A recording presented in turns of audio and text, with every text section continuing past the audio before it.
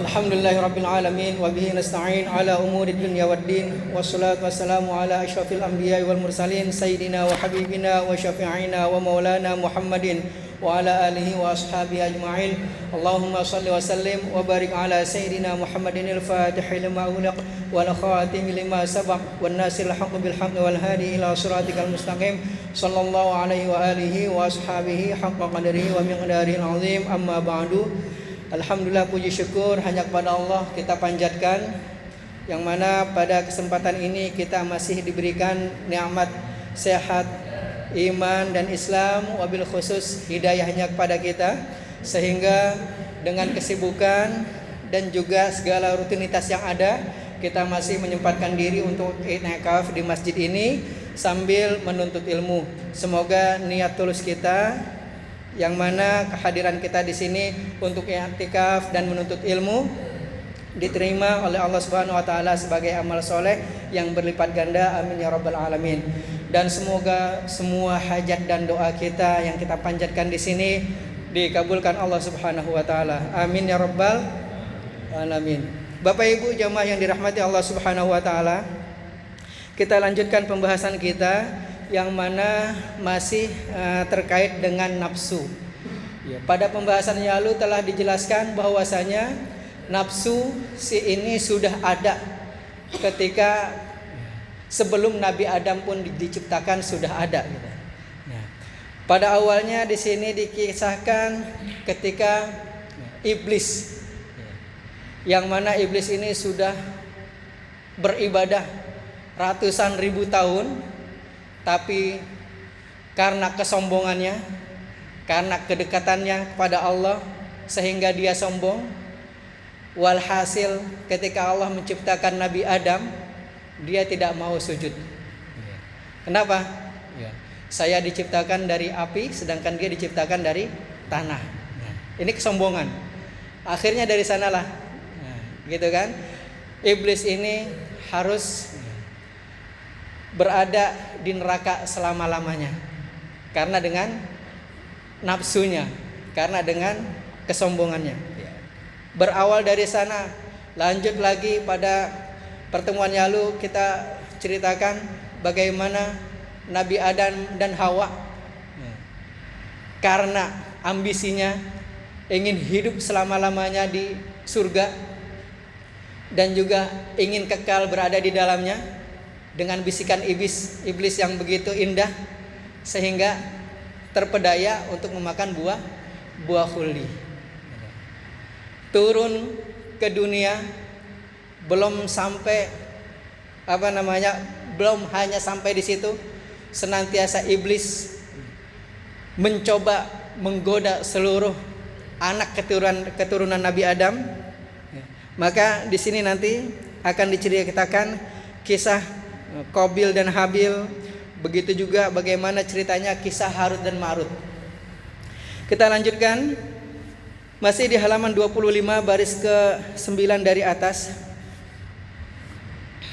Fakana dzalika idzan, maka semua kejadian itu, idzan apabila demikian, bi'aunin nafsi wa syirkatiha, dengan sebab bantuan hawa nafsu dan juga sekutunya.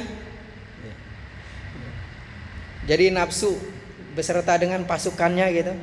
Hatta saqata bidzalika min jiwarillahi ta'ala, hingga jatuhnya beliau berdua, Nabi Adam dan Siti Hawa, min jiwarillahi ta'ala, dari pertetanggaan dengan Allah Subhanahu wa taala. Jiwar ini jamak dari kata jarun. Jarun, jiron, jiwar. Jari, anta jari, kamu adalah tetangga saya. Tetangga itu bahasa Arabnya apa? Jarun, jari. Bukan jari-jari tangan, tapi jarun itu tetangga, jari tetangga saya. Anta jari, kamu adalah tetanggaku. Gitu. Jiron, jiwar ini jamak. Jadi min jiwarillahi ta'ala, yang mana pada dulunya sebelum Nabi Adam dan Hawa turun ke muka bumi, ini kan dekat sekali karena posisinya berada di surga, dekat dengan Allah Subhanahu wa taala. Akan tetapi dengan nafsu dan juga bisikan iblis, sekutunya ini, hingga jatuhlah beliau berdua dengan sebab dosa memakan buah khuldi. Dari kedekatannya kepada Allah turun ke dunia gitu. Min jiwarillahi ta'ala wa qararil firdausi ila hadhihi dunya al-haqiratin nakidatin faniyatil muhlikati. Wa qararil firdausi ila hadhihi dunya al-haqirah. Jadi setelah Nabi Adam dan Hawa melanggar apa yang telah apa yang telah dilarang oleh Allah Subhanahu wa taala, dia harus jatuh dari kediamannya surga Firdaus. Wa qararil firdausi ila hadhihi dunya al-haqirah. Dari kediamannya di surga Firdaus ila hadhihi dunya, menuju ke dunia al-haqirah yang hina ini. Ya. Jadi hakir di sini artinya hina. Ya. Anta hakir jidan, kamu hina banget kan gitu. Ya. Hakir, hakirah dina. An-nakidati al-faniyati al-muhlikati. Dunia yang hina, an-nakidah yang menyusahkan, al-faniyah yang fana, al-muhlikah dan juga yang menghancurkan.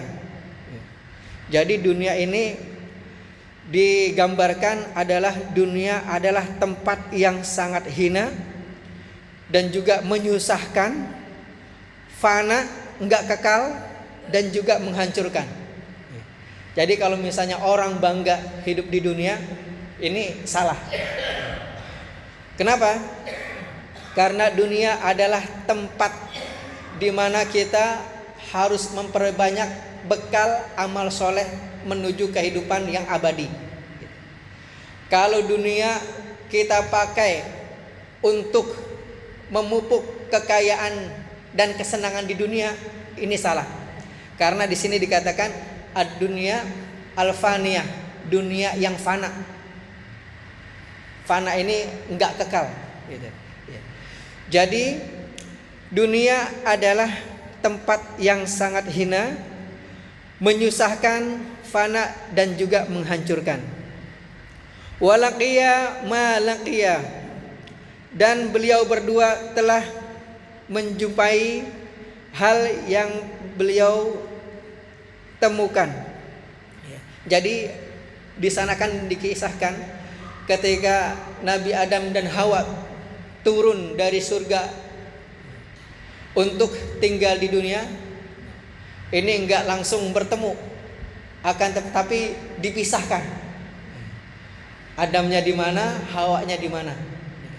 Nah, walhasil di sana dikisahkan ketemulah dengan mereka berdua di mana?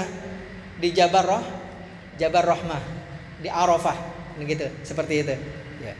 Dengan taubatnya yang yang terus dibacakan, sehingga Allah menerima taubatnya Nabi Adam dan Hawa, sehingga mereka berdua dipertemukan di Jabal Rahmah, bukit kasih sayang. Gitu. Ya. Awalnya ketika turun dari surga dipisah, maka di sini dikatakan dan beliau telah menjumpai hal yang telah mereka temukan atau lakukan. Walaqiya ma laqiya walaqiya auladuhuma ma laqau min zalikal yaumi ila abadil abidin. Dan telah menjumpai anak-anak beliau berdua. Ya, setelah Nabi Adam dan Hawa turun ke dunia dan mereka berdua nangis sejadi-jadinya, mengakui kesalahan dan kekhilafannya, memakan buah khuldi. Akhirnya Allah menerima taubat mereka. Ketika Allah menerima taubat mereka, Allah pertemukan lagi Nabi Adam dan Hawa di sebuah bukit yang bernama Bukit Jabar Rahmah. Jabar Rahmah, gunung kasih sayang, bukit kasih sayang seperti itu, di Arafah.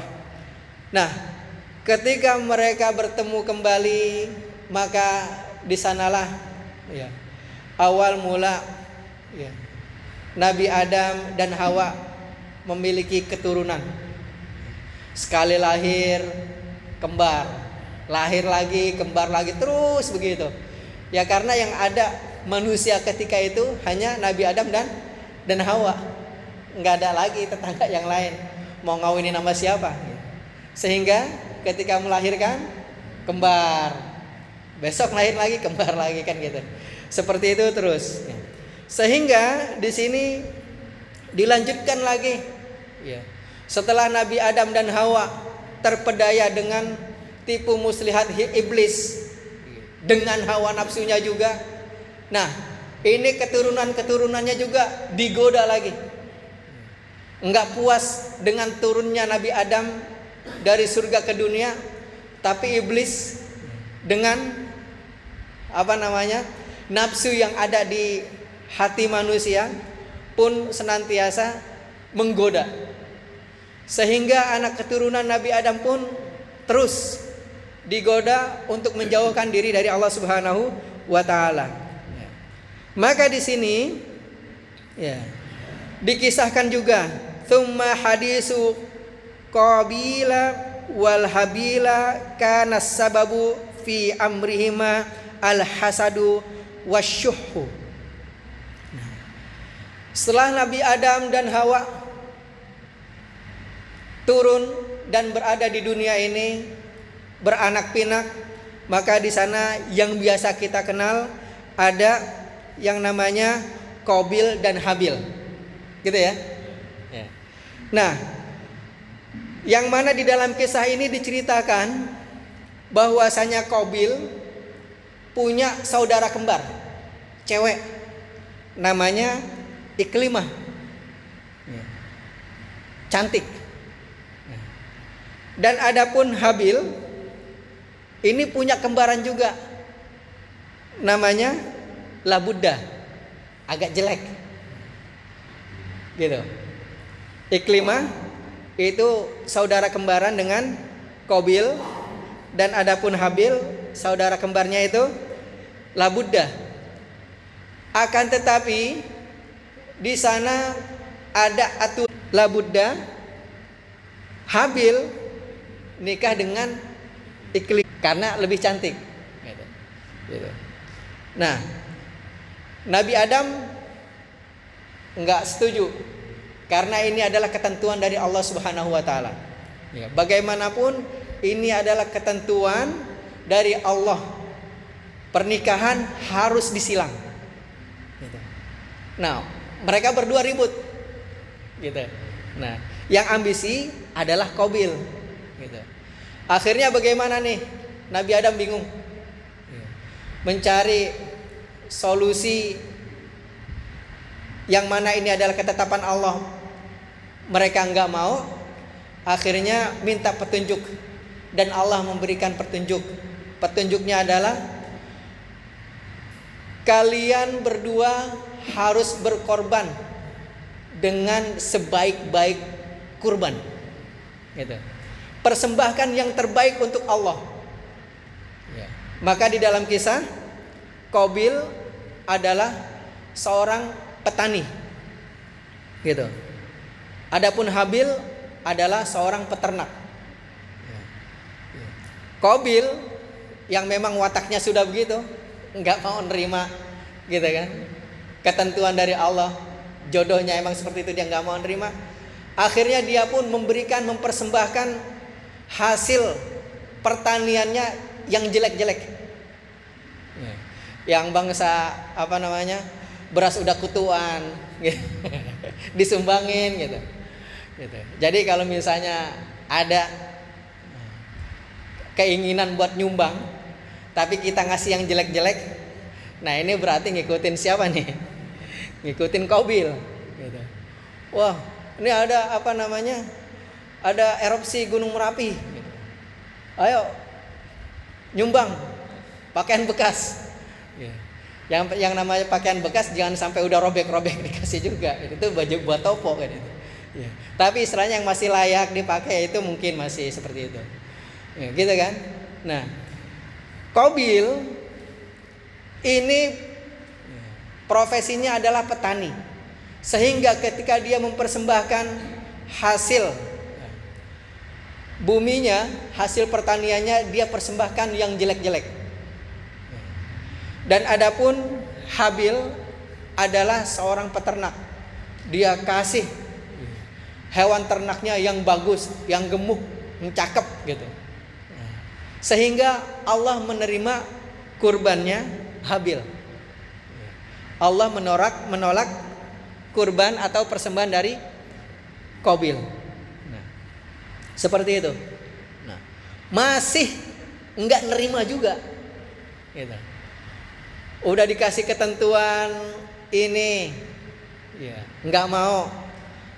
Disuruh berkorban, ngasih yang jelek. Gitu. Masih belum menerima juga. Padahal ketentuan udah apa namanya Nabi Adam udah bilang, udah karena kamu kalah korbannya, tetap keputusan bahwasanya Qabil harus menikahi Labudda yang jelek kan gitu. Nah terus Habil menikahi Iklimah yang cantik. Enggak mau. Akhirnya apa? Dibisikinlah oleh setan dan dengan hawa nafsunya juga, sehingga terjadilah pertumbahan darah. Jadi kisahkan di sana Habil terbunuh oleh Qabil. Di sini ada di dalam surat Al-Maidah ayat 28. Jadi di dalam surat Al-Maidah ayat 28 di sana dikatakan bahwasanya jika dia membunuhku, aku tidak akan membalas membunuhnya. Jadi memang Habil ini adalah sosok yang pasrah. Jadi enggak ada kisahnya itu saling bunuh-bunuhan, enggak ada. Kalau terbunuh iya, dibunuh iya. Karena di sana ada di dalam surat Al-Maidah ayat 28. Ya. Kalau dia membunuhku, aku tidak akan membalas membunuhnya. Ya bahasanya gitulah, seperti itu. Sehingga dengan ambisi, dengan nafsunya Qabil membunuh Habil, akhirnya wafatlah Habil. Setelah dibunuh, dia bingung nih, saudaranya mau dibawa kemana? Karena itu adalah pembunuhan pertama di muka bumi. Belum ada pembunuhan gitu. Belum ada yang mati, sehingga belum tahu ini mayat mau diapain. Apakah disate atau diapain kan gitu. Akhirnya di sana ada kisah yang menerangkan Qabil ini membawa mayat Habil selama 1 tahun. Bingung dia, mau bawa ke sono salah, ke sini salah, dipanggul aja terus. Ya, nggak ngerti mau diapain ini, apa namanya mayat saudaranya. Karena ambisi nafsunya kan seperti itu. Ya, pastinya juga dengan bisikan iblis. Nah, ada juga yang menyatakan sampai 100 tahun wallahu alam. Ya. Intinya pas setelah Qabil membunuh Habil, di sana ada Allah memberikan pelajaran 2 ekor burung gagak yang berantem, gitu kan? Ketika Qabil melihat burung gagak ini berantem, terus setelah berantem salah satunya ada yang mati. Setelah salah satunya ada yang mati, ini burung gagak gali tanah, dikubur burung gagak yang mati itu langsung ditimbun lagi. Nah, dari sanalah pelajaran, oh burung gagak aja seperti itu, kenapa saya enggak seperti itu? Akhirnya dikuburlah mayat Habil ini dengan pelajaran yang diambil dari burung gagak itu. Ini adalah kuburan pertama, pembunuhan pertama dan kuburan pertama pada kisahnya manusia berada di muka bumi ini. Seperti itu. Nah, hal inilah yang menjelaskan di dalam Al-Quran. Di sana kita dilarang membunuh. Ada di dalam surat Al-Maidah juga ayat 32. Jadi kalau misalnya membunuh tanpa sebab, nah itu dosanya ya seperti apa gitu. Jamaah yang dirahmati Allah Subhanahu wa taala. Enggak sampai di situ aja. Ini nafsu memang udah ada sejak fitrahnya dulu seperti itu. Sehingga terus sampai keturunan-keturunan Nabi Adam berikutnya ada yang namanya Nabi Sith. Pernah dengar Nabi Sith? Jadi di antara sekian banyak anak-anak Nabi Adam, ini yang mewarisi kenabian adalah Nabi Sith. Kenapa? Karena Habil anak yang soleh gitu kan, yang taat, beribadah, kurban juga dengan kurban yang terbaik, akan tetapi dibunuh oleh saudaranya Qabil. Nah, di samping itu ada lagi anaknya Nabi Adam yang bernama Nabi Sith. Nabi Sith ini diangkat kenabiannya pas ketika Nabi Adam meninggal. Beliaulah yang mewarisi kenabian, yang mendakwahkan umat manusia untuk beribadah dan mendekatkan diri pada Allah Subhanahu wa taala. Akan tetapi jamaah yang dirahmati Allah Subhanahu wa taala, di sana ada kisah yang mana keturunan Qabil ini memang karena istrinya cantik gitu kan, yang bernama Iklimah. Akhirnya keturunannya ini wanitanya cantik-cantik. Akan tetapi dari keturunan Nabi Sith ini laki-lakinya yang ganteng-ganteng. Kebalikan. Jadi kalau dari keturunan Qabil ceweknya cantik-cantik, akan tetapi kalau dari keturunan Nabi Sith ini laki-lakinya ganteng-ganteng. Nah, di sanalah ada tipu daya iblis lagi. Ya pastinya kelompok atau kabilah Qabil ini beda dengan kelompok kabilahnya Nabi Sith. Nabi Sith berada di atas pegunungan, sedangkan Qabil itu berada di lembah di bawah. Nah, iblis pun menyaru, turun lagi iblis untuk menggoda keturunan-keturunannya Nabi Adam. Sehingga di sana dikisahkan di Israiliyat dikisahkan bahwasanya iblis ini menyaru berubah menjadi pemuda yang ganteng, mencari kerjaan di komunitasnya Qabil. Dia pintar membuat alat gendang, seluring kan gitu. Sehingga di sanalah tercipta alat musik. Jadi alat musik itu tercipta udah dari zaman Qabil gitu ya. Ada di sana alat musik seperti seluring, gendang-gendang gitu. Yang bisa dipukul sehingga terdengarlah suara yang rame. Nah, umat atau kelompoknya Nabi Sith yang anak muda yang ganteng-ganteng ini ngedenger ada suara mengalun-alun, suara musik yang indah kan gitu. Terus juga ada gendang-gendang yang suaranya bikin kita penasaran. Kan biasa gitu ya. Kalau ada suara musik-musik kan bikin penasaran, ada apa sih gitu. Oh, di sana ada dangdutan gitu. Ada organ tunggal, pasti kan kita datengin. Oh, siapa ininya? Gimana ini gitu. Seperti itu. Nah, itulah godaan. Godaan alat musik yang dimainkan pada awalnya oleh iblis. Bukan hanya sekedar, kalau misalnya dalam bahasa mistis, itu bukan hanya sekedar musik atau lagu, tapi di sana ada suara-suara yang istilahnya menghipnotis kita, sehingga ada daya tarik untuk melihat, mendekat dan penasaran. Maka kan kalau misalnya di antara sekian banyak musik, ada yang enak banget kita dengar, ada juga yang rasanya pusing, kan gitu. Ada yang suaranya merdu gitu, ada yang nggak enak.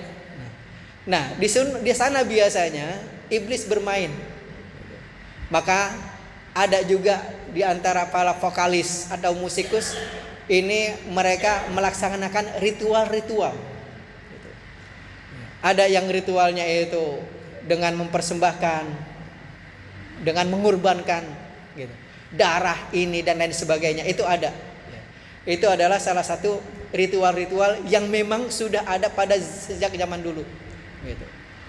Biar supaya suaranya ini bukan hanya sekedar terdengar enak di telinga, biar supaya bisa menghipnotis orang untuk datang, untuk histeris dan lain sebagainya.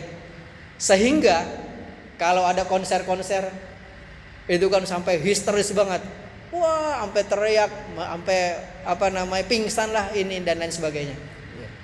Lain dengan pengajian gitu kan. Kalau kajian bawaannya ngantuk aja. Kenapa? Karena suara semerdu apapun itu pasti diacak-acak oleh iblis. Ini suaranya udah nggak jelek, udah kayak gitu. Tapi kalau misalnya suara vokalis, suara biduan, itu suara yang pas-pasan, itu bisa dipoles sama iblis sehingga enak didengar. Waduh, penasaran gimana ini itu dan lain sebagainya, sehingga di sanalah akan timbul syahwat dan lain sebagainya. Ini adalah salah satu polesan panah iblis sehingga umat terpedaya dan datang terhibur. Kalau udah terhibur kan lupa. Biasanya kita wirid salawat 1000 kali, suruh guru 1000 kali kita wirid, tapi pas ada pasar malam lupa. Baru pasar malamnya lupa, apalagi konser kan gitu kan. Nah, jamaah yang dirahmati Allah Subhanahu wa taala, begitulah ya. Dari awal mula penciptaan manusia sampai sekarang, iblis ini enggak pernah bosan untuk menggoda, karena memang sudah janjinya akan memperbanyak teman-teman nanti di akhirat kelak masuk ke dalam neraka. Nauzubillah summa naudzubillah.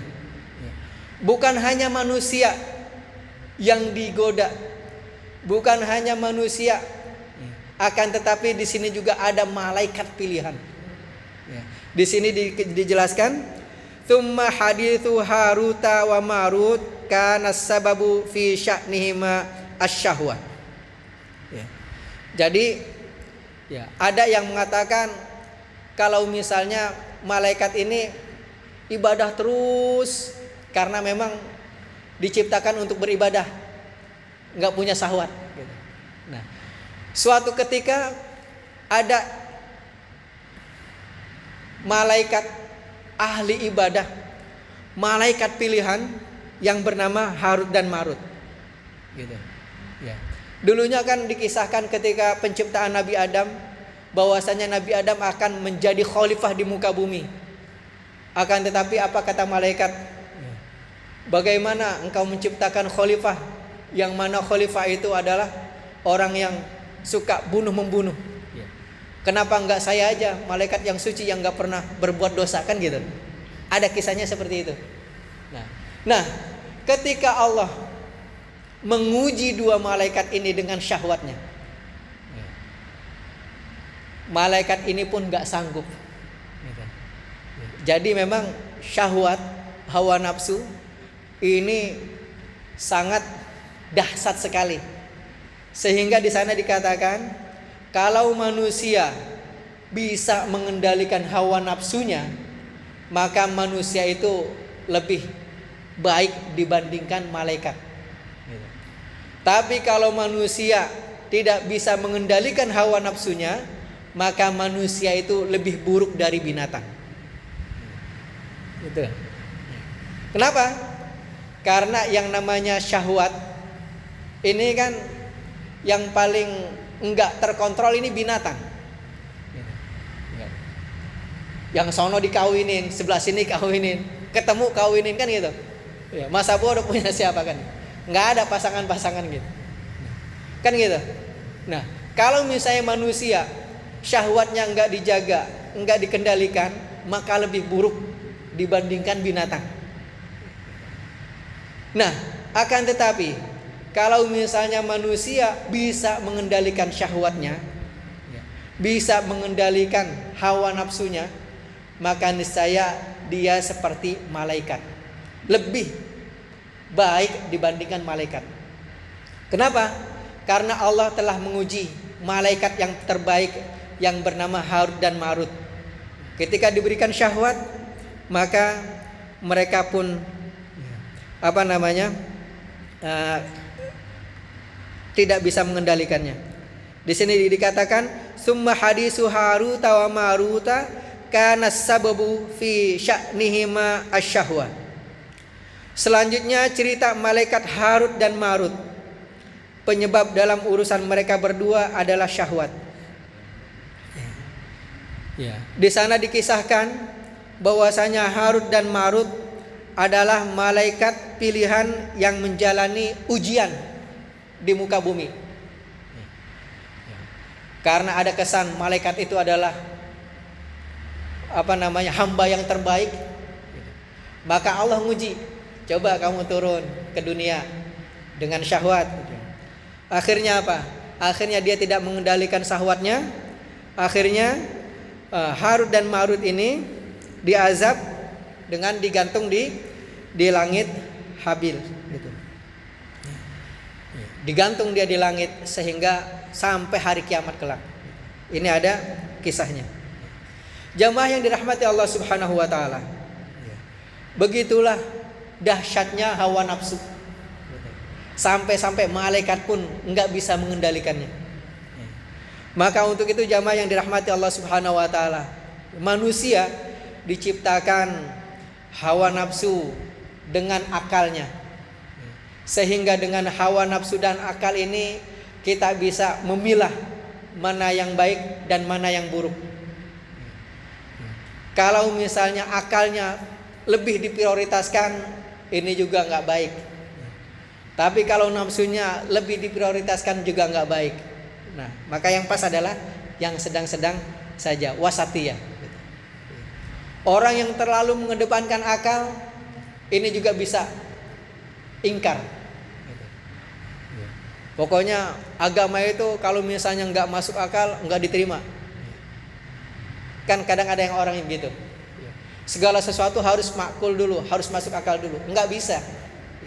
Yang namanya agama itu adalah ada yang masuk akal dan ada yang nggak masuk akal. Kalau semua masuk akal itu bukan agama, itu adalah filsafat. Agama lebih tinggi dari filsafat. Teori filsafat, segala sesuatu itu harus diterima oleh akal dan masuk akal. Itu filsafat, iya. Akan tetapi agama ada yang masuk akal dan ada yang nggak masuk akal. Yang nggak masuk akal bukan berarti agama ini salah. Akan tetapi akal lah yang belum mencapai. Satu contoh, ketika Nabi Muhammad SAW Isra Mi'raj, bagaimana mungkin dari Madinah ke Mekah dalam satu malam, dari Mekah langsung lagi ke mana? Ke Baitul Maqdis, Palestina, langsung ke Sidratul Muntaha. Emang bisa?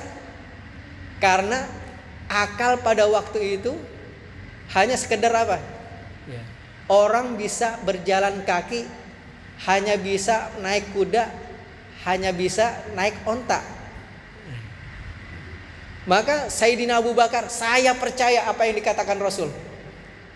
Apapun yang dikatakan Rasulullah, saya percaya. Ini keimanan Abu Bakar luar biasa. Orang yang lain, saya deng ini, nggak masuk akal. Emang nggak masuk akal? Karena belum ada kereta, belum ada mobil, belum ada pesawat. Nah sekarang kita dari Indonesia ke Mekah cuma hanya mencapai berapa? 7 jam, gitu kan? 6 jam 7 jam. Zaman dulu tahun 60 itu kan kapal laut gitu, berbulan-bulan. Nggak masuk akal kalau misalnya kita cerita gitu kan sama orang-orang tahun 40-an. Nggak mungkin, kita aja harus terombang-ambing di laut dulu kan gitu. Nah, jamaah yang dirahmati Allah Subhanahu wa taala, maka di sanalah bahwasanya agama itu ada yang masuk akal dan ada yang nggak masuk akal. Dan di sanalah keistimewaan agama seperti itu.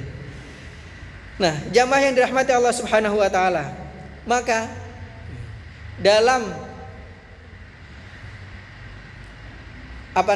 di sini kita untuk mengendalikan hawa nafsu adanya akal. Sehingga dengan adanya akal kita bisa memilah mana yang baik dan mana yang buruk. Kita lanjutkan di sini. Tsumma halumma jara ila yaumil qiyamati la tajidu fil khalqi fitnatan wala fadihatan wala dhalalan wala ma'siyatan illa wa asluhan nafsu wa hawaha. Tsumma halumma jara ila yaumil qiyamah. Kemudian hal ini terus menerus terjadi sampai hari kiamat. Yang mana bisikan iblis yang namanya hawa nafsu yang condong kepada keenakan itu pasti terus ada sampai hari kiamat. Semua ambisi-ambisi yang enggak baik itu pasti ada. Maka jangan pernah lelah menjadi orang baik. Kenapa? Ya karena pastinya dari nafsu itu akan menimbulkan keangkara murkaan. Dari nafsu akan menimbulkan curang. Dari nafsu akan menimbulkan ketidakadilan dan lain sebagainya. Itu pasti. Maka bagaimana posisi kita? Apakah kita bagian dari orang-orang yang bisa mengendalikan hawa nafsu, atau orang-orang yang terpedaya dengan hawa nafsu? Gitu. Hal ini akan terjadi ila yaumil qiyamah, sampai hari kiamat. Wala tajidu fil khalqi fitnatan, dan tidak akan terdapat pada makhluk ini suatu fitnah. Wala fadihatan, dan juga pencemaran nama baik atau pencemaran diri. Wala dolalan, dan tidak juga kesesatan. Wala maksiatan, dan tidak juga kedurhakaan atau maksiat.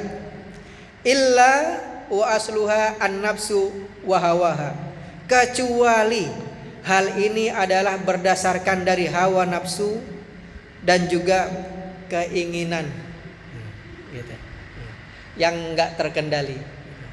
Jamaah yang dirahmati Allah Subhanahu wa taala, maka pastinya dengan hawa nafsu kalau kita tidak mengendalikan, ini akan menyebabkan suatu fitnah, akan mencemarkan diri kita. Dan juga dengan hawa nafsu ini akan membawa diri kita kepada kehinaan. Sudah banyak contoh, sudah banyak kisah-kisah di dalam Al-Quran maupun kabar yang disampaikan oleh baginda Nabi besar Muhammad SAW melalui hadisnya. Banyak contoh-contoh bagaimana umat-umat terdahulu, bagaimana umat-umat setelah sahabat tabi'in dengan hausnya kekuasaan. Di sana ada perang. Ada yang namanya perang Jamal, gitu kan, antara siapa? Sayyidina Ali dengan Siti Aisyah. Kan bingung sahabat ini mau berpihak pada siapa nih gitu. Yang mana kedua-duanya adalah keluarga Nabi. Begitu seterusnya ada lagi Muawiyah, ada lagi Abbasiyah dan lain sebagainya. Nah, itu sejarah-sejarah yang kita baca. Di sana pastinya ada ambisi, hawa nafsu, haus kekuasaan dan lain sebagainya. Maka jamaah yang dirahmati Allah Subhanahu wa taala, hal inilah yang perlu kita garis bawahi, bahwasanya nafsu itu ada dari dulu sampai hari kiamat. Godaannya ya itu aja. Kalau enggak harta, tahta, wanita, gitu. Seperti itu aja. Nah, akan tetapi iblis memoles dengan sedemikian rupa sehingga terkadang kita silau, terkadang kita terbawa dan hanyut dengan rayuan-rayuannya. Jamaah yang dirahmati Allah Subhanahu wa taala, mari sama-sama kita minta ampun pada Allah Subhanahu wa taala. Kita baca Al-Fatihah, semoga Allah senantiasa mengampuni dosa-dosa kita. Allah Subhanahu wa taala menerima semua amal ibadah kita dan Allah senantiasa membimbing kita, memberikan pada kita hidayah untuk senantiasa bisa melaksanakan amal soleh. Allah memberikan kekuatan pada kita untuk menjauhi semua hal-hal yang dilarangnya. Al-Hadiniyah, Al-Fatihah. A'udzubillahi minasyaitonirrajim. Bismillahirrahmanirrahim. Alhamdulillahirabbil alamin arrahmanir rahim maliki yaumiddin iyyaka na'budu wa iyyaka nasta'in ihdinas siratal mustaqim siratal ladzina an'amta 'alaihim ghairil maghdubi 'alaihim waladdallin amin. Syukran. Wassalamualaikum warahmatullahi wabarakatuh.